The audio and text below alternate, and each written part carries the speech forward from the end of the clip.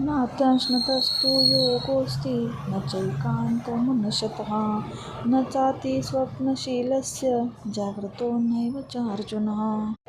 या श्लोकाचा अर्थ भगवान विष्णूंनी सांगितला आहे. ते म्हणतात, हे अर्जुना, जो मनुष्य अत्यधिक खातो किंवा अत्यंत अल्प खातो, म्हणजे जास्त खातो किंवा एकदमच कमी खातो, जो माणूस जास्त झोपतो किंवा कमी झोपतो, म्हणजे जास्त झोपणे म्हणजे आपल्याला संध्याकाळी 8 तास झोप पुरेसे आहे, परंतु माणूस 8 तासापेक्षा 9-10 तास झोपतो किंवा दिवसाही झोपतो किंवा झोपत नाही म्हणजे ज्या माणसाला पूर्ण मन त्याचं एका ठिकाणी स्थिर राहत नाही. स्थिर राहत नसल्यामुळे त्याच्या मनात अनेक विचार येतात, त्याच्यामुळे त्याला झोपही लागत नाही.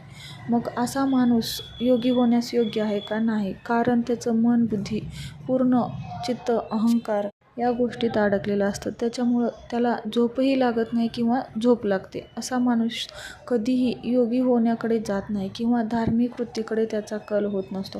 तो फक्त सांसारिक मोहात अडकला जातो.